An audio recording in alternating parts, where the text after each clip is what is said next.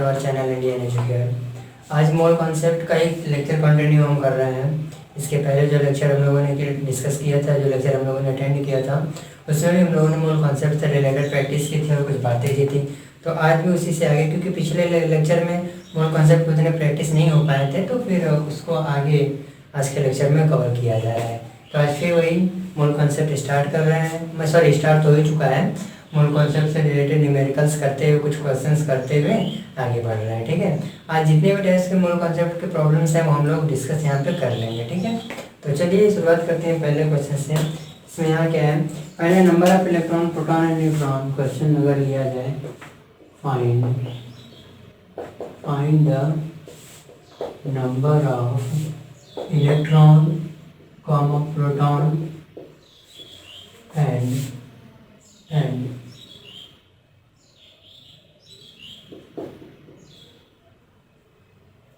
and neutron in sample कितना लिया गया है, 1 mole of 16 ions in 1 mole of oxygen 16, ठीक है, 16 आयंस। देखिए, ठीक है, छोटा सा क्वेश्चन है। Find the number of electrons, proton and neutrons इन, अगर हम ऑक्सीजन O-2 है, O-2 आयन का अगर 1 मोल लेते हैं तो उसमें कितने इलेक्ट्रॉन, प्रोटॉन और न्यूट्रॉन होंगे, कैलकुलेट करके हमें बताना है। तो कोई बात नहीं, देखिए होता क्या है इन जनरल, है ना, अगर सिर्फ ऑक्सीजन का अगर हम एटम लेते हैं, न्यूट्रल अगर ऑक्सीजन का एटम लेते हैं, तो उसमें आपके 8 इलेक्ट्रॉन, 8 प्रोटॉन और जो भी न्यूट्रॉन्स वहाँ पे आते हैं, हम लोग 8 न्यूट्रॉन हैं, 8 इलेक्ट्रॉन, 8 प्रोटॉन, 8 न्यूट्रॉन होते हैं। जब ऑक्सीजन का आप एक न्यूट्रल एटम लेते हैं, तो चूंकि यहाँ पे आपने ऑक्सीजन का न्यूट्रल एटम नहीं लिया है और O-2 आयन लिया है, और आपको पता है कि जब भी कोई स्पीशीज पे नेगेटिव चार्ज आता है, तो इसका मतलब कि नेगेटिव चार्ज का मतलब ये है कि उसने इलेक्ट्रॉन एक्सेप्ट किया है। ठीक है, यानी कि इसमें इलेक्ट्रॉन का एक्सेस है और 2 इलेक्ट्रॉन इसने एक्सेस, 2 इलेक्ट्रॉन का एक्सेस इसके पर है। तो इसको ऐसे करेंगे कि since O-2 has excess of 2 electrons उसके इसके न्यूट्रल एटम के कंपैरिजन में 2 इलेक्ट्रॉन इन कंपैरिजन ऑफ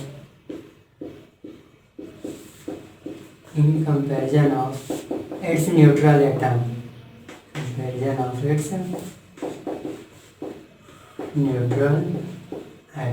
है ना। अगर आप ऑक्सीजन के न्यूट्रल एटम के कंपैरिजन में इस O-2 को देखें, तो इसके पास 2 इलेक्ट्रॉन एक्सेस है। प्रोटॉन न्यूट्रॉन सिमिलरली वैसे ही है। तो देखिए क्या करना है, सिंपली यहाँ पे 1 मोल इतना लिया है ना।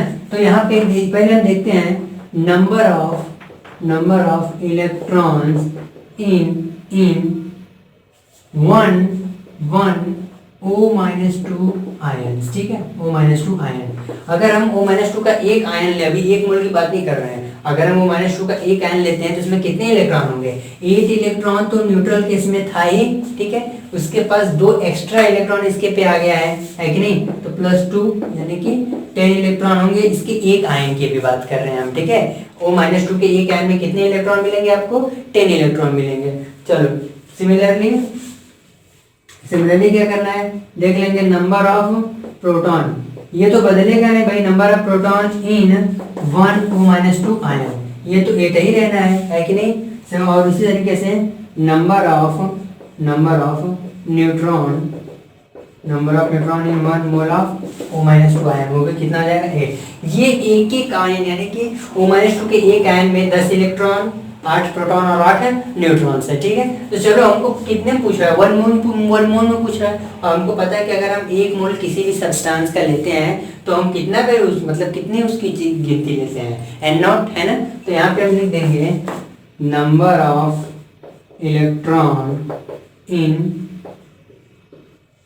1 मोल ऑफ O-2 आयंस। कितने हो जाएंगे भाई, 1 मोल में 10 है, तो N0 में कितना जाएंगे, 10 × N0 यानी कि 10 × 6.022 × 10⁻23, या यूँ कहिए 6.022 × 10⁻24 इलेक्ट्रॉन। ठीक है, यानी एक मोल अगर हम -2 का आयन लेते हैं तो उसमें कितने इलेक्ट्रॉन होंगे 6.022 × 10⁻23। उसी तरीके से number of proton in 1 mole of O-2 ion, O-2 ion कितना हो जाएंगे 8 इंटू, ठीक है 8 इंटू N0, यानी कि हो जाएंगे आपके 8.6.022 इंटू 10⁻23। मल्टीप्लाई कर लीजिए इसे डायरेक्टली 16 17 1 48 है ना, 48.176 इंटू 10⁻23 प्रोटॉन, ठीक है। और अगर न्यूट्रॉन की बात कर लें तो नंबर ऑफ न्यूट्रॉन, ठीक है, number of neutron in 1 mole of O-2 ion कितना हो जाएगा, वो भी 8 इंटू N0, यानी कि कितना भाई, सिमिलरली इतना ही आंसर आ जाएगा। कैलकुलेट करिए 48.176 इंटू 10⁻23।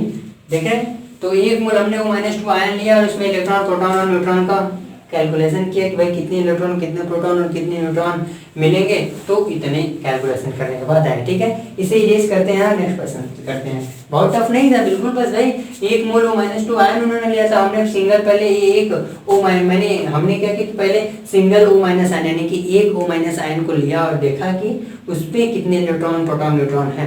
तो देखने में पता चला कि भाई O- आयन के O-2 के एक आयन में 10 इलेक्ट्रॉन, 8 प्रोटॉन, 8 न्यूट्रॉन है। सिमिलरली 1 मोल में कैलकुलेट कर लिया। चलो ये रीच कर रहा है, इसी तरह से अब आगे बढ़ते हुए चलते रहेंगे।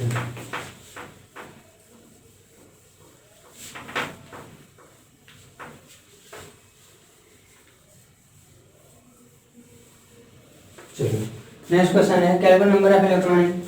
नेक्स्ट क्वेश्चन है हमारा calculate the number of electron in 0.14 है ना 1418 ग्राम ऑफ Cl2, वही है ना, ग्राम ऑफ Cl2, ठीक है। देख रहे हैं, हमने क्लोरीन का कुछ इतना ग्राम ले लिया, उसमें इलेक्ट्रॉन कितना वो कैलकुलेट अब हमें करना है। ये क्लोरीन एटम नहीं, क्लोरीन का मॉलिक्यूल लिया गया है और कितना ग्राम लिया गया है 0.1418 ग्राम क्लोरीन का अगर आप मॉलिक्यूल लें तो उसमें इलेक्ट्रॉन कितने आपको दिखेंगे।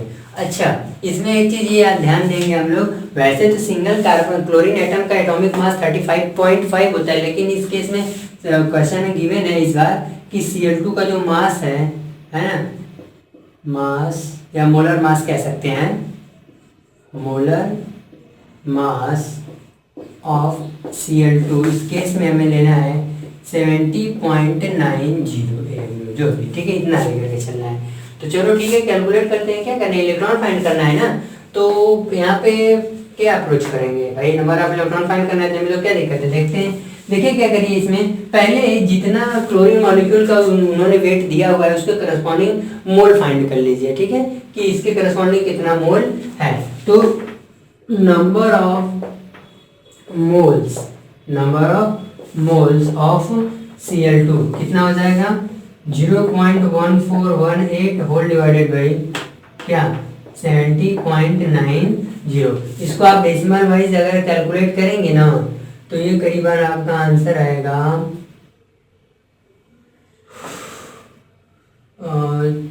पूरे 70 18/90। देख लो ना, इसे रहने दो 1418 0 अपॉन में इसको कर दो 7090, डेसिमल इधर शिफ्ट कर दो, डेसिमल शिफ्ट करने की बात कर रहा हूँ, ठीक है। तो डेसिमल तुम इधर शिफ्ट करोगे तो क्या हो जाएगा, ये इंटू 100 हो जाएगा, 100 इंटू होगा तो ऊपर चला जाएगा 10⁻²। ये कैलकुलेशन अपने से कर लेना तुम लोग। ये हो जाएगा 1418 होल डिवाइडेड बाई 7090।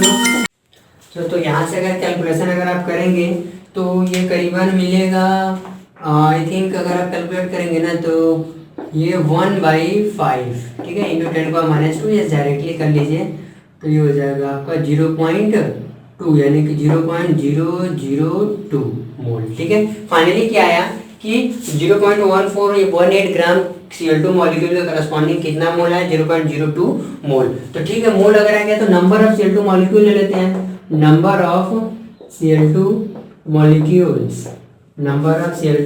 मॉलिक्यूल्स इतने मास के करस्पॉन्डिंग कितना Cl2 का मॉलिक्यूल होगा वो देख लेते हैं। कैसे, नंबर ऑफ मोल जो भी निकाले हैं इनटू N0 और नंबर ऑफ मोल हमने कितना निकाला 0.002 इंटू एन नॉट है आपका 6.022 इंटू 10⁻23। तो कैलकुलेशन करना थोड़ा इधर आ जा रहा है स्पेस ना होने से, यहाँ सामने लिखेगा इसको 0.002। तो क्या हो जाएगा यहाँ से कैलकुलेशन कर लो भाई, 2 2 जा 4 2 2 जा 4 0 2 6 जा 12 इंटू 10⁻23 था, 3 डिजिट और शिफ्ट हो जाएगा 20 हो जाएगा। ठीक है, तो इतने Cl2 मॉलिक्यूल यानी कि इतने वेट के Cl2 मॉलिक्यूल इतना Cl2 के इतने वेट के करस्पॉन्डिंग 0.002 मोल आया है ना, और इतना 12 पॉइंट समथिंग मॉलिक्यूल्स है, यानी मोल और मॉलिक्यूल हमने Cl2 का कैलकुलेट कर लिया इस वेट के करस्पॉन्डिंग। ठीक है, अच्छा एक यहाँ देखना सही है नहीं आपका 0.2 और 1 2 डिजिट बाद, ठीक है सही है। चलो अब Cl2 मॉलिक्यूल आ गया इतना। अब देखो number of electron in chlorine atom.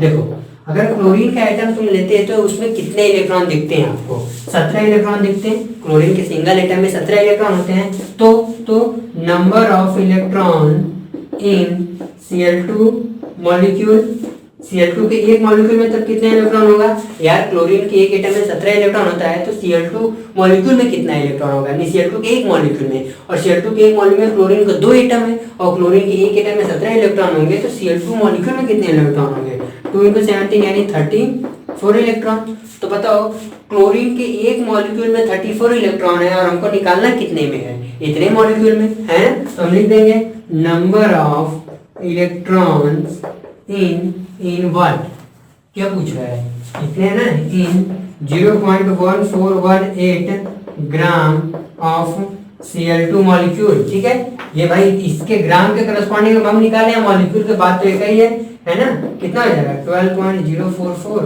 Into 10⁻20 होगा 20 इंटू 34। कैलकुलेशन कर लिया जब आप कैलकुलेशन करेंगे इसको तो आसानी से हो जाएगा। चलो मैं डायरेक्ट कर देता हूँ, 68 है ना यार, 20 136 6 13 फिर 136 13 49 14 0 हो जाएगा, तो 4 कैरी 1। ठीक है, अच्छा 34 68 69 कैरी 6 46। लो पूरा तुम्हारा आंसर 409 पॉइंट इतना इंटू 10⁻20 इलेक्ट्रॉन। अब इसके बाद अपने आप लोग कैलकुलेशन कर लीजिएगा डेसिमल शिफ्टिंग का। देख रहे हैं इतने क्लोरीन के मॉलिक्यूल के सॉरी इतना क्लोरीन अगर हमने लिया इतना ग्राम, तो उसमें कितने इलेक्ट्रॉन आए, इतने इलेक्ट्रॉन मिले। ठीक है, इसे रिलीज करते हैं और हम नेक्स्ट क्वेश्चन की तरफ बढ़ते हैं। बस वही आज का पूरा लेक्चर हम कहे हैं ना कि डिफरेंट टाइप्स के मोल पे प्रैक्टिस करेंगे हम लोग, और ठीक रहेगा, आसान भी है। चलिए नेक्स्ट क्वेश्चन क्या है, total number of nucleons present in 12 gram of C12 atoms. अच्छा क्वेश्चन अगला है, find the total number of nucleons, find the total number of nucleons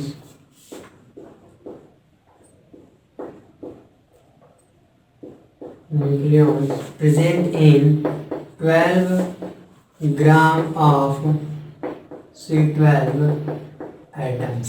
अगर हम C2 कितना है, ठीक है कोई बात नहीं, कहाँ चला गया, ठीक है, कार्बन 12 एटम का अगर हम 12 ग्राम लेते हैं तो इसमें कितने न्यूक्लियॉन्स मौजूद होंगे। और चलिए कोई नहीं, एकदम वही क्वेश्चन है, बस यहाँ पे चेंज कर दिया उन्होंने भाई कि न्यूक्लियॉन्स पूछ रहे हैं। तो हमको पता है कि भाई किसी भी एटम में प्रोटॉन और न्यूट्रॉन के सम को हम क्या कहते हैं, न्यूक्लियॉन्स कहते हैं। मतलब एटम में प्रोटॉन और न्यूट्रॉन के संख्या को अगर हम एडअप कर दें तो हमें न्यूक्लियॉन्स कह जाते हैं। ठीक है, तो न्यूक्लियॉन्स का मतलब यहाँ पे एक्चुअली क्या है, ठीक है, ये न्यूक्लियॉन्स पूछ तो रहे हैं, है ना, न्यूक्लियॉन्स मतलब कहने का क्या, प्रोटॉन और न्यूट्रॉन की संख्या, प्रोटॉन प्लस न्यूट्रॉन की संख्या पूछी जा रही है यहाँ पे। तो कोई सिंगल कार्बन एटम भाई यहाँ 12 ग्राम है, हम फिर क्या करेंगे, इसके करस्पॉन्डिंग मोल निकालेंगे, फिर टोटल एटम गिनेंगे कि इसके करस्पॉन्डिंग 12 ग्राम में कार्बन के टोटल कितने एटम है। ठीक है, और पहले ये उसके बाद ये डिसाइड कर लें कि कार्बन के एक एटम में कितने न्यूक्लियॉन्स हैं। तो देखोगे अगर, है ना, यहाँ हम लिखेंगे number of nucleons in 1 carbon atom. अगर कार्बन का एक एटम लोगे तो कितने न्यूक्लियॉन्स, देखो मैं बाबा कह रहा हूँ न्यूक्लियॉन्स का मतलब है प्रोटॉन और न्यूट्रॉन की संख्या को जोड़ देना, ठीक है। जितने प्रोटॉन्स और जितने न्यूट्रॉन्स है किसी एटम में अगर आप उसको ऐड करते हैं तो वो आप क्या फाइंड पा जाएंगे, न्यूक्लियॉन्स पा जाएंगे, टोटल नंबर ऑफ न्यूक्लियॉन्स आपको मिल जाएगा। तो कार्बन की एक एटम में अगर हम बात करें तो यहाँ से अगर आप कैलकुलेट करें 12 equal to 6 plus n, neutron भी 6 आएंगे और प्रोटॉन भी 6 आएंगे, है ना भाई। कार्बन के एक एटम में आप देखिए तो 6 न्यूट्रॉन मिलेंगे, 6 प्रोटॉन्स मिलेंगे, ठीक है। तो total number of nucleons in one carbon atom कितने हो जाएंगे, 6 प्रोटॉन प्लस 6 न्यूट्रॉन, या यूं कहिए सिंपली 12, है ना, इनको मिला करके। यानी कि कार्बन के एक एटम में 12 न्यूक्लियॉन्स हैं। अब हम बस ये देख लेंगे 12 ग्राम के करस्पॉन्डिंग कितने कार्बन के एटम है, क्योंकि एक कार्बन के एटम में न्यूक्लियस मिल गया है, तो हम लिखेंगे नंबर ऑफ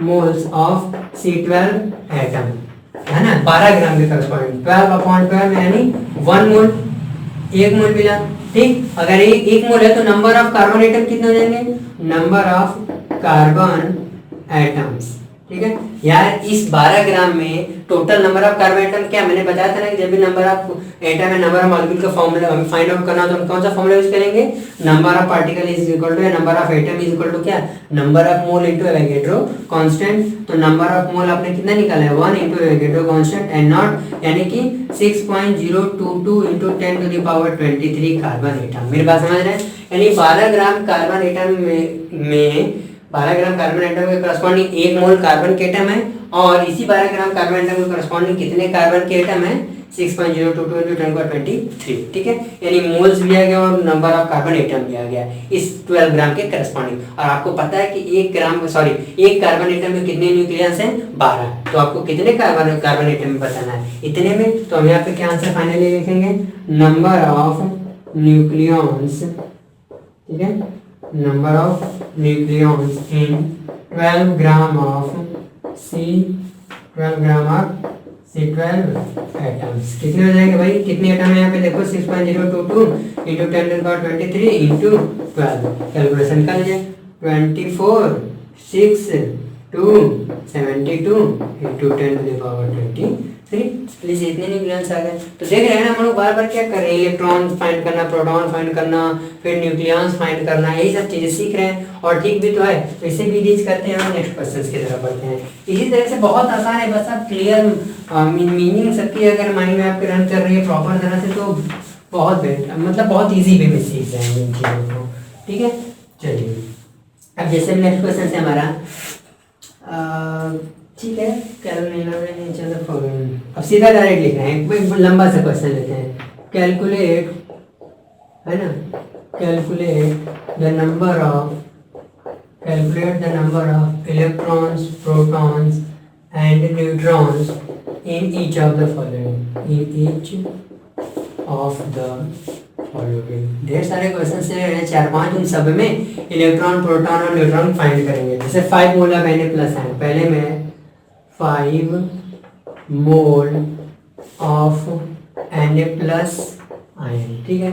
सेकेंड वाला क्या है हमारा, 1 mole of Ca plus 2 ion, 1 mole of Ca plus 2 ion, ठीक है। क्वेश्चंस नोट कर लेते हैं फिर बता रहे हैं। थर्ड में क्या इन्होंने लिखा है, 0.5 मोल ऑफ O-2 आयन्स, ठीक है। और लास्ट में इन्होंने लिया है 1 mole of chloride ion, 1 mole of chloride ions. देख रहे हैं 4 तरह के क्वेश्चन है, आपको इसमें क्या बताने, सब में इलेक्ट्रॉन, प्रोटॉन, न्यूट्रॉन की संख्या बतानी है।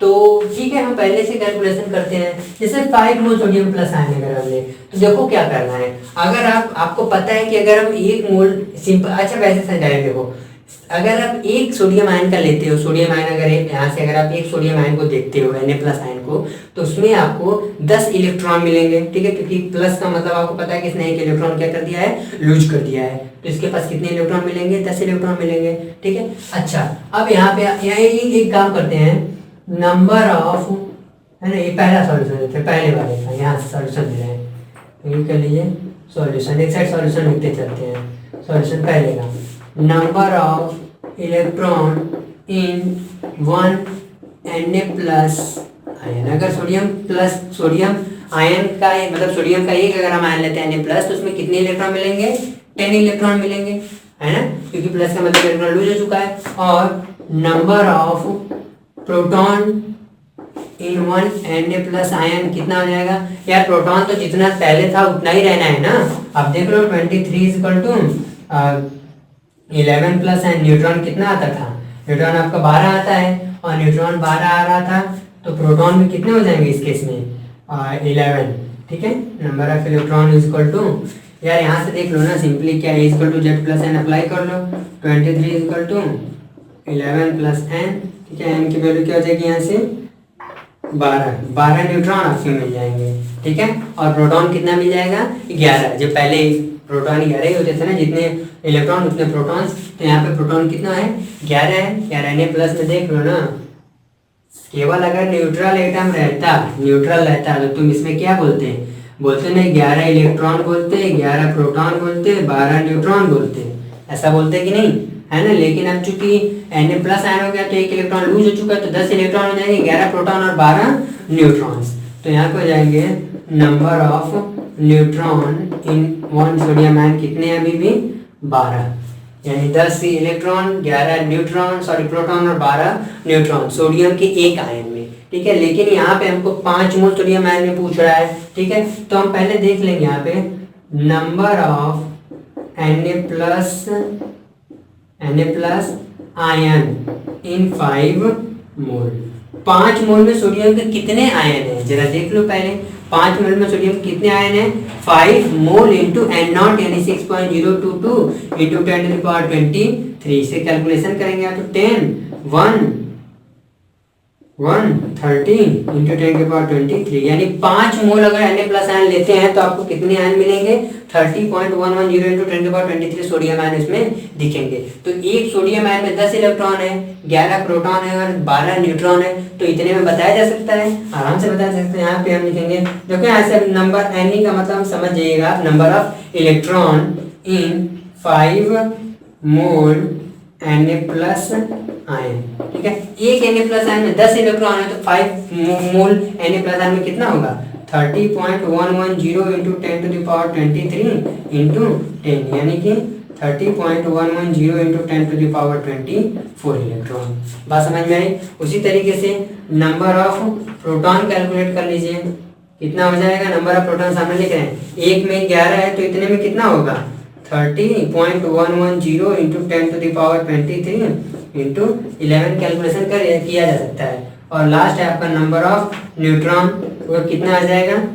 30.110 इंटू 10⁻23 इंटू 12। आई होप आपको समझ में आ गया होगा, ठीक है। तो इसी तरीके से बाकियों को भी किया जा सकता है ना, बिल्कुल कुछ है नहीं, आराम से बस उनके करस्पॉन्डिंग टोटल कितने आयन है वो कैलकुलेट कर लीजिए। जैसे कि इसमें मैंने क्या किया था, 5 मोल Na+ आयन में इलेक्ट्रॉन प्रोटॉन न्यूट्रॉन पूछ रहा था, तो पहले हमने क्या किया कि एक सिंगल है सोडियम का आयन लिया और उसमें देखा कि कितने इलेक्ट्रॉन प्रोटॉन और न्यूट्रॉन हैं। सोडियम के एक सिंगल आयन में 10 इलेक्ट्रॉन मिले, 11 प्रोटॉन मिले और 12 न्यूट्रॉन मिले। और हमने क्या किया, 5 मोल सोडियम आयन में कैलकुलेट कर लिया कि टोटल कितने सोडियम के आयन हैं, तो कितने मिले? 30.110 इंटू 10⁻23 सोडियम आयन मिला। तो ठीक है भाई, एक सोडियम आयन में 10 इलेक्ट्रॉन था, तो इतने में कितना होगा? मल्टीप्लाई कर दिया। सिमिलरली प्रोटॉन और न्यूट्रॉन के केस में भी ऐसा ही हुआ। चलिए इसी तरह से बाकी को भी कर सकते हैं, है ना। कैल्शियम +2 0.5 मोल आयंस, 1 मोल क्लोराइड आयन, आसान है ना, बहुत टफ नहीं है। आप इनको इन सब पे कर सकते हैं आप प्रैक्टिस, इन्हें मैं नहीं सॉल्व कर रहा, बट हाँ इसी इन द सेम वे है, तो मैं समझ रहा हूँ कर लेंगे आप लोग, ठीक है। तो इसे इरेज कर रहे हैं,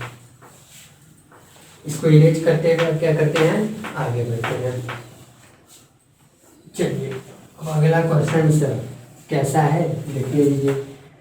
अच्छा, अब अच्छा क्वेश्चन है एक, क्या, फाइंड द चार्ज ऑफ,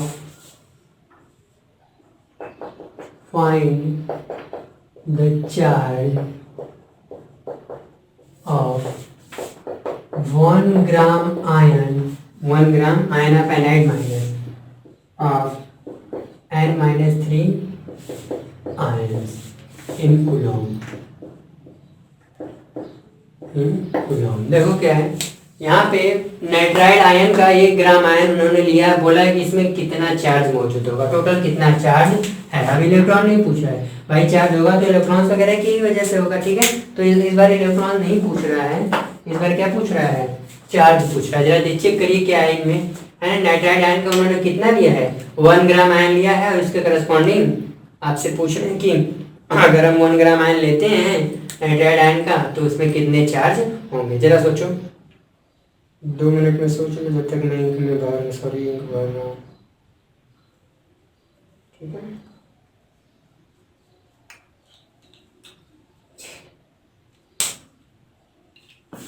सोच लिया क्या, क्या सोचा, फाइनल चार्ज। या तो करना क्या है, चार्ज ही पूछ रहा है ना कि कितने चार्ज इसमें मौजूद होंगे, तो देख लो इसमें कितना इलेक्ट्रॉन है, और तुमको पता है कि एक इलेक्ट्रॉन पे कितने कूलम का चार्ज होता है ना। 1.6 × 10⁻⁹ कूलम का चार्ज होता है एक इलेक्ट्रॉन पे। तो टोटल इलेक्ट्रॉन इसमें कैलकुलेट कर लो। और मैंने पिछले लेक्चर में बताया था कि 1 ग्राम आयन का मतलब क्या होगा। 1 ग्राम आयन बोले, चाहे 1 ग्राम एटम बोले या 1 ग्राम मॉलिक्यूल बोले, मतलब 1 मोल की बात की जाएगी। 1 ग्राम आयन का मतलब समझ रहे हो, यहाँ पे 1 मोल, यानी कि डायरेक्ट 1 मोल ना देकर के उसने क्या बोल दिया है, 1 ग्राम आयन बोल दिया है। बात समझ में आ रही है। या पिछले क्लास में हमने डिस्कस किया था ना कि 1 ग्राम आयन हो, चाहे 1 ग्राम एटम हो, चाहे 1 ग्राम मॉलिक्यूल, इन सब का मतलब क्या होता है, 1 मोल होता है। 1 मोल की बात की जा रही थी। तो यहाँ 1 ग्राम आयन इन्होंने लिया है, और आयन कैसा है, नाइट्राइड आयन। तो नो प्रॉब्लम, 1 मोल लिया है। 1 ग्राम आयन कहने का मतलब इनडायरेक्टली उन्होंने 1 मोल लिया है। और 1 मोल में आपको पता है कितने नाइट्राइड आयन होंगे, है ना, N0 नाइट्राइड आयन होंगे। तो पहले एक नाइट्राइड आयन में देख लो कितने इलेक्ट्रॉन हैं। तो यहाँ number of electrons in 1n-3 ion. n-3 ion का अगर मतलब नाइट्राइड का अगर एक आयन आप लेते हो तो उसमें कितने इलेक्ट्रॉन मिलेंगे।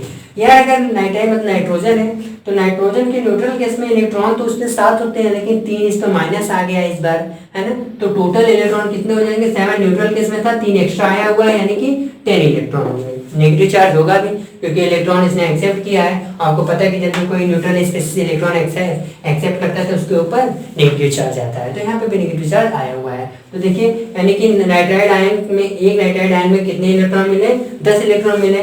तो लेकिन यहाँ पे हमें कितना, और आपको पता है, तो यहाँ पहले एक चीज लिखो यहाँ पे, तो बताओ 1 मोल में कितने होंगे, यानी कि number of electrons in 1 gram ion of n-3 ions, है ना। अगर हम n-3 आयन का 1 ग्राम आयन ले, यानी कि कहने का मतलब 1 मोल ले, तो कितने इलेक्ट्रॉन उसमें हो जाएंगे, N0 × 10, है कि नहीं, यानी कि 6.022 × 10⁻23 × 10, या फाइनली कैलकुलेशन होगा तो 6.022 × 10⁻24, यानी कि 1 ग्राम आयन, अगर हम 1 ग्राम आयन किसका ले, नाइट्राइड आयन का अगर हम 1 ग्राम आयन ले लेते हैं तो उसमें कितने आपको नाइट्राइड के आयन दिखेंगे, 6.022 × 10⁻24। आपको पता है एक नाइट्राइड आयन में कितने इलेक्ट्रॉन होते हैं, 10, तो इतने में आ गए, इतने। और आपको पता है कि एक इलेक्ट्रॉन पे कितने कूलम का चार्ज होता है, यहाँ पे हम लोग यहाँ जानते हैं, वी नो दैट, है ना, सिंस या we know that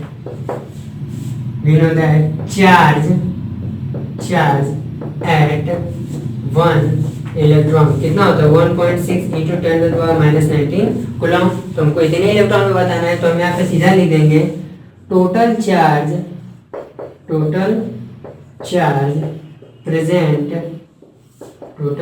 present at 1 gram ion of n-3 कितना हो जाएगा, 6.022 × 10⁻24 इंटू क्या है, इंटू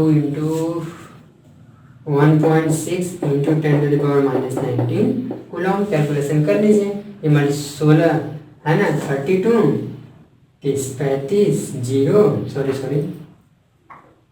35 3 96, है ना। डेसिमल कितने लीजिएगा, 1 2 3 4 × 10⁻⁻19, यानी कि 9.6352 × 10⁻5 कूलम। कितने चार्ज होंगे इतने मौजूद। क्या बात आपको समझ में आई। हमने वही किया, इलेक्ट्रॉन टोटल गिन लिया, भाई इतने इलेक्ट्रॉन्स हैं इनमें, फिर एक इलेक्ट्रॉन पे इतना चार्ज होता है, तो कैलकुलेशन करके हमने टोटल चार्ज बता दिया कि भाई अगर आप 1 ग्राम आयन, नाइट्राइड आयन का अगर आप 1 ग्राम आयन लेते हैं तो उसमें आपको कितने चार्ज मिलेंगे, 9.6352 × 10⁻5 कूलम। क्या बात समझ में आ गई। तो इसे इरेज करते हैं और अगले क्वेश्चन की तरफ बढ़ते हैं। तो देखो इस तरह के आज तक अभी तक के डिस्कशन में मुझे समझ आ रहा है कि आप लोग इतना तो हो जाएगा कि इलेक्ट्रॉन प्रोटॉन न्यूट्रॉन फाइंड करना, उन पे चार्ज फाइंड करना है ना, चाहे वो आपका केटायन वाला स्पेसिस हो चाहे एनायन वाला। ये तो मान लो एनायन वाला था, चलो केटायन वाला भी लेकर के देख लेते हैं। उसमें भी क्या होगा भाई, प्लस आ जाएगा तो वो इलेक्ट्रॉन लूज कर चुका होगा उस केस में, है ना, उस पर प्रोटॉन के बराबर चार्ज आएगा। तो आई थिंक आप वहां से अब इसके बाद कर ले जाएंगे, ठीक है। तो मैं थोड़ा अगले क्वेश्चन के कुछ डिफरेंट टाइप के क्वेश्चंस की तरफ बढ़ूँ, है ना, थोड़ा एटम मॉलिक्यूल वगैरह का भी कैलकुलेशन कर ले, क्योंकि मोल वगैरह में ठीक है इलेक्ट्रॉन प्रोटॉन न्यूट्रॉन का भी कैलकुलेशन हो रहा होता है। तो चलिए जरा अगला क्वेश्चन की तरफ बढ़ते हैं। और नेक्स्ट क्वेश्चन हमारा है calculate the number of oxygen atom. जो भी क्वेश्चन नंबरिंग होगा देख लीजिएगा, हम नहीं नंबरिंग कर रहे हैं, है ना। Calculate the number of oxygen atoms in, number है कि वेट भी है, number of oxygen atom and weight, सही, number of oxygen atoms and weight, and weight शायद नहीं कराया, weight in 50 gram of CaCO3 calcium carbonate के भाई। चलो ठीक है, कैल्शियम कार्बोनेट का 50 ग्राम लिया है उन्होंने। वो उसमें पूछ रहे हैं कि ऑक्सीजन के कितने एटम होंगे, और अगर एटम अगर आपको पता हो, मतलब सिंपली कि 50 ग्राम अगर कैल्शियम कार्बोनेट ले रहे हैं तो उसमें ऑक्सीजन के कितने एटम है वो बताइए, और ऑक्सीजन का कितना वेट है वहाँ पे। क्वेश्चन पढ़ लिया, चलो ट्राई करते हैं। तो फिर आसान सा बिग चीज़ है। अब इसके पिछले क्वेश्चन में याद है, पिछले लेक्चर में, इस पिछले आज वाले में, इसके पहले लेक्चर में हमने H2SO4 वाला लिया था। कितना अच्छा एग्जांपल था। इसमें मैंने डिफरेंट जो भी एटम्स हैं इनकी संख्या पूछी थी, इनके मोल पूछे थे, वही कॉन्सेप्ट यहाँ पे लगने वाला है। तो देखो क्या करो, अगर पहले कैल्शियम कार्बोनेट ने 50 ग्राम लिया गया है, तो इस 50 ग्राम के करस्पॉन्डिंग कैल्शियम कार्बोनेट के कितने मोल आएंगे वो पहले फाइंड कर लो। तो पहले मैं लिखेंगे number of moles of CaCO3 कितना हो जाएगा, given mass upon atom molecular mass. यहाँ पे देख लो कितना है, कैल्शियम का 40 और कार्बन का 12 52 और एक ऑक्सीजन का 16, तो 3 का 48 और 52 100 है ना, यानी कि 1/2 मोल, या यूं कहिए 0.5 मोल, है ना। यानी कि 50 ग्राम कैल्शियम कार्बोनेट का कितना मोल आया, 0.5 मोल आया। चलो कोई नहीं। अच्छा एक अब यहाँ बताओ, since in 1 mole of CaCO3 calcium carbonate के एक मोल में number of moles of calcium के कितने मोल हैं, 1, और number of moles of carbon कितने हैं, 1, ठीक है, और number of moles of oxygen कितने हैं, 3। देखें अगर कैल्शियम कार्बोनेट का अगर आप 1 मोल लेते तो उसमें एक मोल कैल्शियम एटम के होते, 1 मोल कार्बन का एटम होता, और 3 मोल ऑक्सीजन के एटम होते, 3 मोल ऑक्सीजन वाले एटम होते, बस मान लो ऐसा होता। लेकिन हमने लिया कितना है यहाँ पे 0.5 मोल, तो इसके करस्पॉन्डिंग टोटल मोल देख लें कितने हैं। तो हम यहाँ पे लिख रहे हैं, यहाँ पे देखिए, यहाँ से इधर आ रहे हैं, number of oxygen, number of moles, हमें ऑक्सीजन का देखना है तो सिर्फ हम ऑक्सीजन का ले रहे हैं, number of moles of oxygen atoms, या सिंपल ऑक्सीजन, या ऑक्सीजन एटम्स इन 0.5 मोल, हम इसको अलग कर दे रहे हैं, इन 0.5 मोल ऑफ CaCO3। 1 मोल में 3 है तो 0.5 में कितना होगा, 0.5 इंटू 3 यानी कि 1.5 मोल, है ना। यानी कि 0.5 मोल अगर आप कैल्शियम कार्बोनेट लेते हैं तो उसमें आपको कितने ऑक्सीजन एटम का कितना मोल दिखेगा, 1.5 मोल दिखेगा। तो हमको क्या पूछ रहा था, नंबर ऑफ ऑक्सीजन एटम पूछ रहा था ना। हाँ तो यार मोल मिल गया है, ऑक्सीजन एटम नहीं बता दोगे इसके करस्पॉन्डिंग, तो लिख देंगे नंबर ऑफ ऑक्सीजन एटम्स। क्या होता है, जितना मोल आता है मल्टीप्लाइड बाई N0, यानी कि 1.5 इंटू 6.022 इंटू 10⁻23, यानी कैलकुलेशन करिए, 15 2 30 है ना, 3 15 30 3 कैरी 3 फिर 3 15 6 90, डेसिमल 3 और 4 डिजिट पर 9.033 इंटू 10⁻23 ऑक्सीजन। पहला आंसर है तो आपका आ गया। देखिए आंसर है, मैं थोड़ा इधर से इधर आ गया हूँ।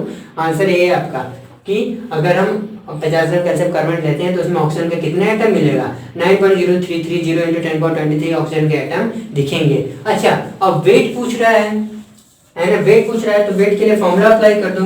क्या फॉर्मूला अप्लाई करोगे, number of moles is equal to given mass, जो गिवन मास है कह लीजिए, वेट भी कह लीजिए, मैंने बोला था कि वेट भी कहीं कह लेंगे, अपॉन में एटॉमिक वेट। ठीक है, तो वेट हमें फाइंड करना है तो यहाँ क्या हो जाएगा, वेट हो जाएगा वहाँ पे ऑक्सीजन एटम का जितना भी होगा, नंबर ऑफ मोल कितना है 0.5 सॉरी 1.5 मोल आया है, 1.5 इंटू एटॉमिक वेट कितना होता है इसका यहाँ पे 16 है कि नहीं, तो क्या हो जाएगा आपका 16 5 18 है ना, 16 24 यानी 24 ग्राम। क्या बात समझ में, यानी कि 50 ग्राम कैल्शियम कार्बोनेट में ऑक्सीजन के इतने एटम होंगे और उनका वेट कितना होगा 24 ग्राम वेट होगा। क्या बात समझ में, चलो ये करते हैं। लेकिन ये बहुत आसान, बिल्कुल कोई ज़्यादा टफ नहीं है। ठीक है, अभी तक तो सिर्फ भाई एटम कैलकुलेट करो, मॉलिक्यूल कैलकुलेट करो, इलेक्ट्रॉन प्रोटॉन न्यूट्रॉन कैलकुलेट करो, न्यूक्लियॉन्स कैलकुलेट करो, टोटल चार्ज इन पे निकालो, तो भाई खूब सारे इनमें क्वेश्चंस बन सकते हैं ना, नंबर ऑफ वेराइटीज वाले क्वेश्चंस मिलेंगे आपको। तो चलो कोई नहीं, अब अभी हम एनटीपी एसटीपी वाले क्वेश्चंस भी लेंगे, लेकिन सोच रहे हैं कुछ और पहले मॉलिक्यूल्स वगैरह प्रैक्टिस कर लें। तो जैसे अब नेक्स्ट क्वेश्चन हमारा है, क्या है, calculate the number of atoms of each element, है ना, ये तो भाई आसान है, पिछले वाले जैसा कर लेंगे इसे भी हम लोग, ठीक है, नहीं इसे आप लोग कर लेंगे। नेक्स्ट है हमारा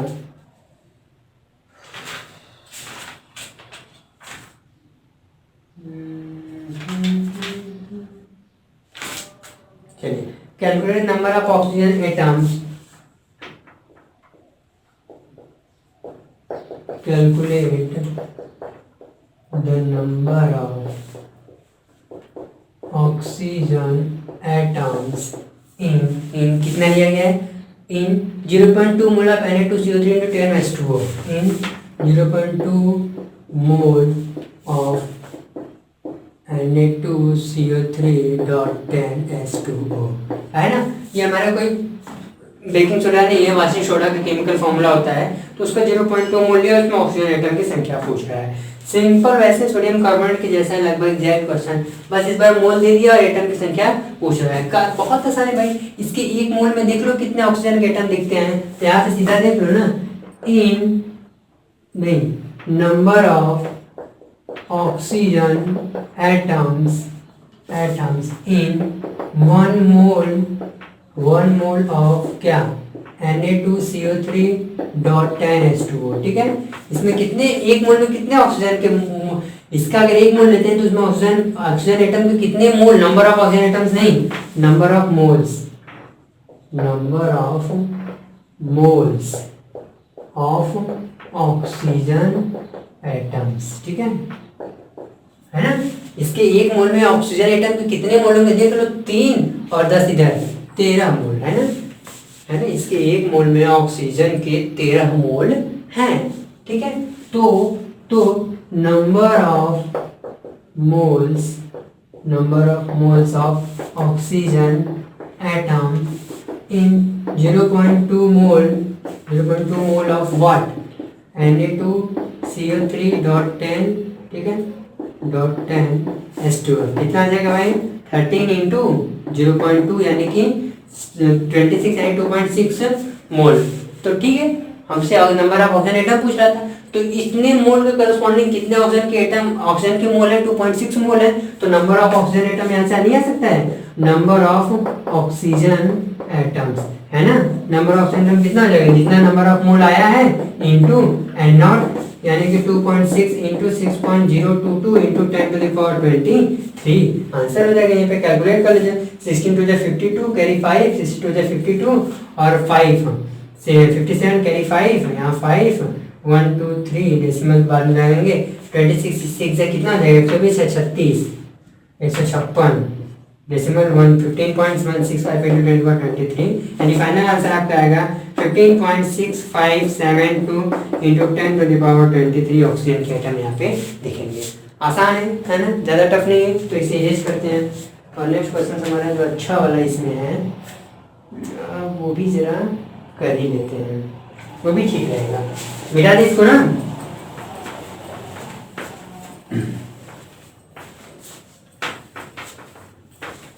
चलो क्या अगला क्वेश्चन हमारा कि find the ratio of number of molecules contain in 1 gram ammonia and 1 gram nitrogen.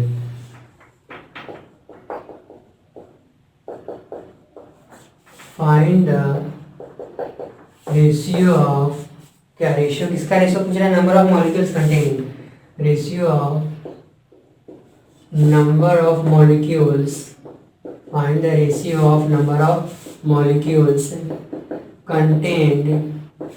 contained in 1 gram ammonia, है ना, 1 gram ammonia and 1 gram of nitrogen, 1 gram ammonia and 1 gram of nitrogen. देखते हैं क्या हमें कहा है। हमें क्या है भाई, अगर हम 1 ग्राम अमोनिया गैस लेते हैं और 1 ग्राम नाइट्रोजन गैस लेते हैं तो उनके मॉलिक्यूल का रेशियो क्या होगा। अगर मतलब कि 1 ग्राम अमोनिया में कितने मॉलिक्यूल हैं और 1 ग्राम नाइट्रोजन में कितने मॉलिक्यूल हैं, देख लो, फिर उनका क्या कर लो, रेशियो देख लो, है ना। तो आसान है, तो सेपरेट निकाल लेते हैं। तो अच्छा बताओ, मॉलिक्यूलर मास ऑफ अमोनिया कितना हो जाएगा?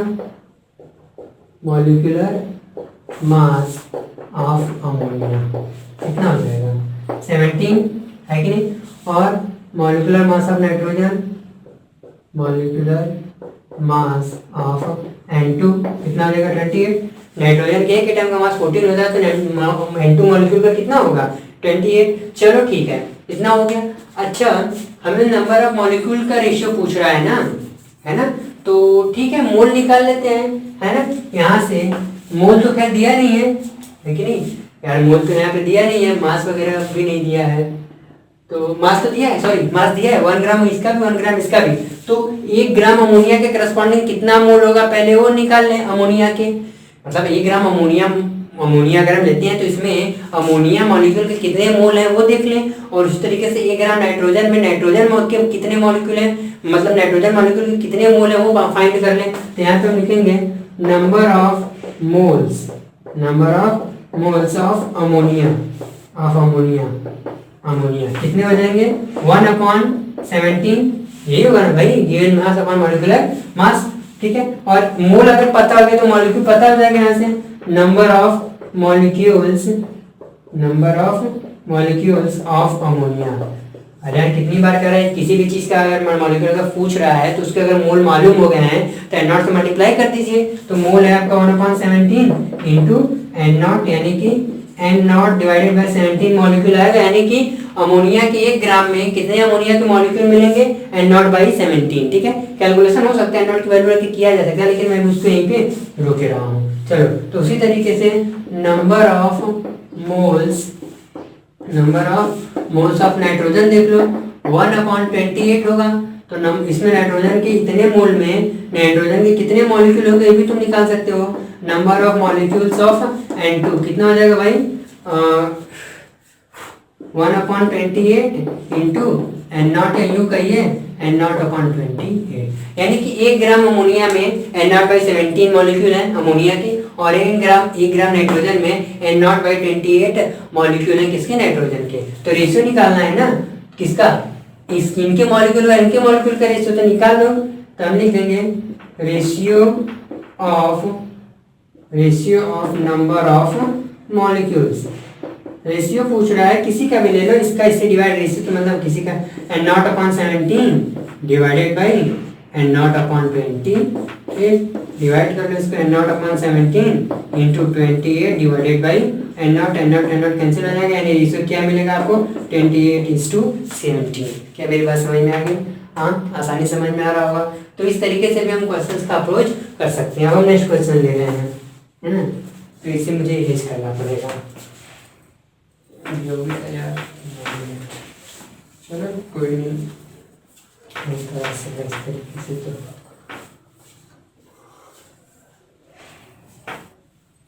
चलिए अगला हमारा क्वेश्चन है। इसमें एक और अच्छा क्वेश्चन मुझे दिखा था, जरा वो भी देख लेते हैं। आई थिंक वो कहाँ चला गया। हाँ, total number of atom present in, calculate the total number of atoms, the total number of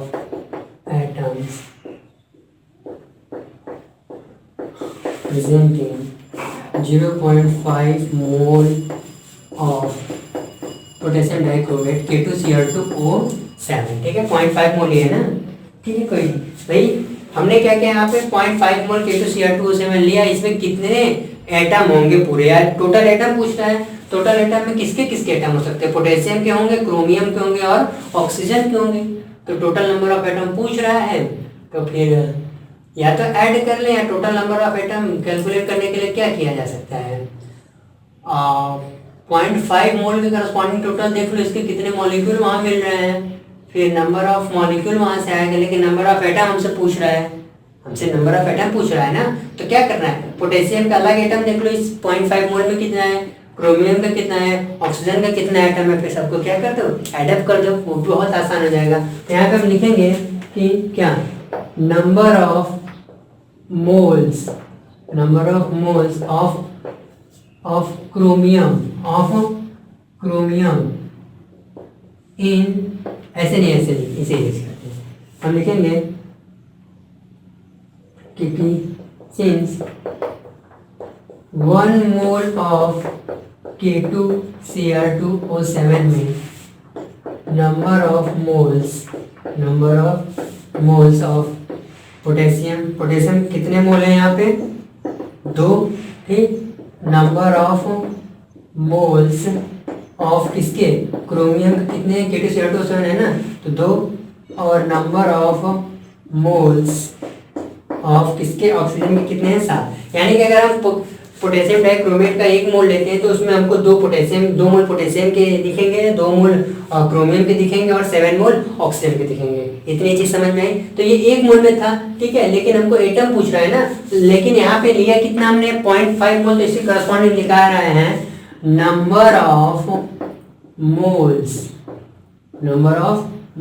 of potassium. यहाँ इसे यूज करते हैं, यहाँ पे नहीं क्या समझ आएगा।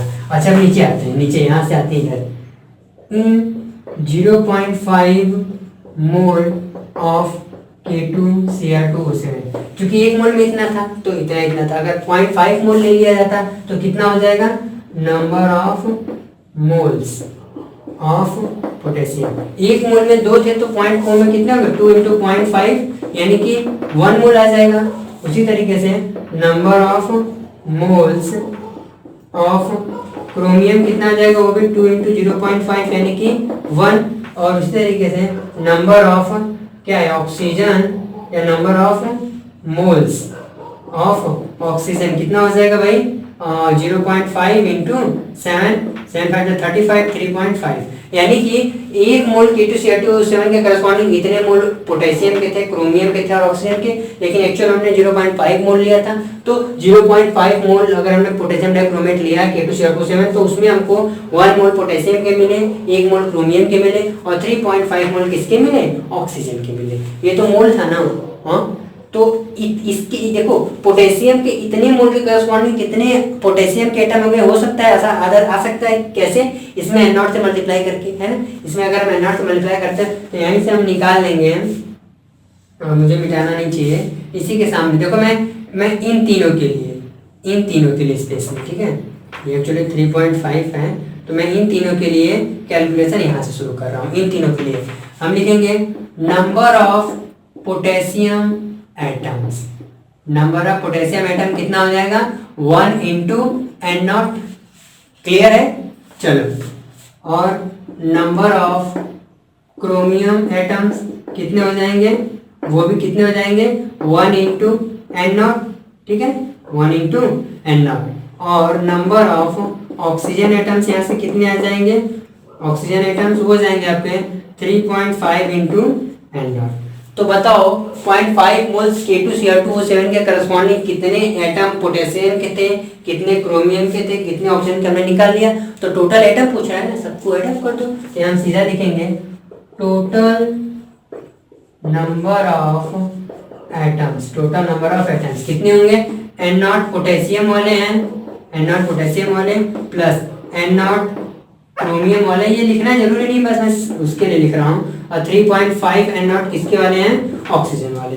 तो सबको जोड़ दो, क्रोमियम पोटेशियम जोड़ने के N0 2 N0 और 3.5 N0, 5.5 एन नॉट ऑक्सीजन के टोटल एटम मिलेंगे। यूँ कहिए 5.5 इंटू 6.022 इंटू 10⁻23 कैलकुलेशन कर लीजिएगा अपना। 15 टू जा क्या 55 110 कैरी 11 फिर से 110 और 11 121 कैरी 12 तो 12 का 2 कैरी 1 है ना 1 है ना 6 30 35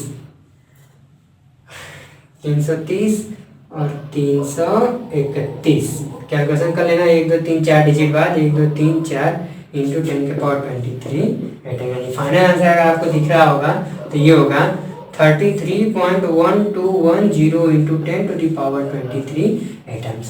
क्या आपको बात समझ में आ गई? यानी अगर 0.5 मोल हम K2Cr2 से लेते हैं तो उसमें हमको 33.1210 into 10⁻23 total number of atoms दिखेंगे। उन टोटल नंबर ऑफ एटम्स में कौन कौन से एटम होंगे? पोटेशियम के कुछ होंगे, N0 पोटेशियम वाले होंगे, N0 क्रोमियम के एटम्स होंगे और 3.5 टाइम्स ऑफ N0 किसके एटम्स होंगे? ऑक्सीजन के। हो गया इतना? चलो इसे मैनेज करते हैं, ठीक है। और अब हाँ अब जरा एनटीपी एसटीपी वाला क्वेश्चंस कर ले, उसको नहीं तो फिर वहीं पे टाइम बोल जाएगा। तो देखिए इस तरह से जो भी आपको मिलेंगे करते रहिएगा। कराने को तो बहुत सारे क्वेश्चन कराते रहते हैं हम लोग, है ना, बट आगे के सिलेबस को भी है तो फिर बाकी इस टाइप के क्वेश्चन आप लोग करते रहिएगा। हम इसको तो कर रहे हैं और एक एनटीपी एसटीपी वाला क्वेश्चन जरा देख लेते हैं। इसमें दिया रहता है जनरली तो फिर वो भी पूछते हैं लोग, तो भाई करना पड़ेगा। कैलकुलेट नंबर ऑफ मॉलिक्यूल्स, है ना, calculate the number of molecules, calculate the number of molecules कहाँ गया? इन 11.2 लीटर ऑफ क्या SO2 gas at NTP, SO2 gas at NTP. यानी एनटीपी कंडीशन पे हमने क्या लिया है? 11.2 लीटर सल्फर डाइऑक्साइड गैस ले लिया है। उसमें टोटल सल्फर डाइऑक्साइड के कितने मॉलिक्यूल मिलेंगे? तो देखो जो मोल कैलकुलेट करने का, मॉलिक्यूल कैलकुलेट करने का और एटम कैलकुलेट करने का फॉर्मूला हम लोग अभी लगा रहे थे, सेम वही यहाँ पे लगाएंगे। बस ये गैसेस वाले हैं तो गैस वालों के लिए हमने पिछली क्लास में डिस्कशन किया था कि फॉर्मूला में क्या था? गिवन वॉल्यूम एट एनटीपी, है ना, नंबर ऑफ मोल का क्या फॉर्मूला था? नंबर ऑफ मोल्स का फॉर्मूला था given volume at NTP condition पे, एनटीपी अपॉन में 22.4 लीटर। यहाँ से आता था कि नहीं सारी चीजें? तो क्या करना है, यहाँ पे एनटीपी कंडीशन में इनका वॉल्यूम दिया हुआ है और हमको एसटीपी कंडीशन में वॉल्यूम पता होता है, तो इसके थ्रू हम क्या करें, पहले मोल निकाल लें। मतलब 11.2 लीटर SO2 के करस्पॉन्डिंग कितने SO2 के मोल होंगे वो निकाल लें। फिर नंबर ऑफ मोल आ जाएगा तो नंबर ऑफ मॉलिक्यूल निकालना हमारे लिए आसान हो जाएगा। तो यहाँ पे हम फॉर्मूला अप्लाई करेंगे, number of moles of SO2 gas off SO2 क्या हो जाएगा? गिवन वॉल्यूम एट एनटीपी, है ना, गिवन वॉल्यूम एट एनटीपी। देखो ना एनटीपी कंडीशन पे कितने वॉल्यूम है उसका? 11.2। तो 11.2 डिवाइडेड बाई 22.4, इसका डिवाइड करेंगे 1/2/2 यानी कि ये हाफ मोल आएगा, है ना। यानी कि 11.2 लीटर ऑफ SO2 अगर हम लेते हैं तो उसमें कितने SO2 के मोल मिलेंगे? हाफ। तो मोल आ गया, है ना। और हमको मॉलिक्यूल निकालने के लिए फॉर्मूला पता है हमको, number of molecule is equal to क्या? Number of mole into N0, ठीक है। तो number of molecules of SO2 क्या हो जाएगा? Number of moles into N0, यानी कि क्या? नंबर ऑफ मोल कितना है? 1/2 इंटू 6.022 इंटू 10⁻23। देख लो 3.011 इंटू 10⁻23 मॉलिक्यूल्स मिलेंगे SO2 के। तो एनटीपी वगैरह में भी आसान रहता है ना, बस सिंपली जो करना है इसी तरीके से। हाँ इस पे एक और अच्छे क्वेश्चंस बनते हैं। इसी के साथ साथ मैंने एक और फॉर्मूला बताया था, ध्यान दो। मैंने बताया था कि PV = nRT में भी क्वेश्चन बनाया जाता है। यहाँ से n को सेपरेट कर लिया जाता है तो PV/RT मिलता है। यानी यहाँ से भी गैसीय सब्सटेंस के लिए नंबर ऑफ मोल का कैलकुलेशन लोग करवाते हैं। तो हम इस पे भी रुके रहे हैं। मैंने बोला था कि हम जब गैसीय स्टेट वाला चैप्टर पढ़ेंगे तो वहाँ पे इसको और अच्छे से करने वाले हैं, ठीक है। तो इस पर हम नहीं ज़्यादा प्रैक्टिस कराने वाले हैं। एनटीपी एसटीपी वालों पे नंबर ऑफ एटम वगैरह पे जितना हो कराना था सो हो चुका है। अब एक दो क्वेश्चन सॉल्व ले लेते हैं, ये समझ में आया ना, तो इसे भी देख सकते हैं। तो आसानी से कर लीजिएगा इन चीज़ों को, ठीक है। कैलकुलेशन शुरू करके दिखाया गया है, काफ़ी है। तो फिर देख लेते हैं।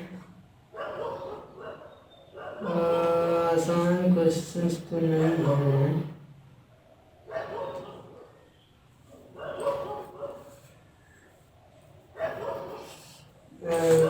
एक घंटे 10 मिनट हो गया ना, तो फिर 9:05 ठीक है, 10 मिनट। तो देखिए 1 मिनट, एक्चुअली टाइमिंग की भी बाउंडेशन में टाइमिंग को ही देख रहा था। तो क्या करना है, अभी जितने हमने प्रैक्टिस कराई इतना मान के चलिए कि मोल कॉन्सेप्ट में मोल पे जितनी प्रैक्टिस आपको करनी है।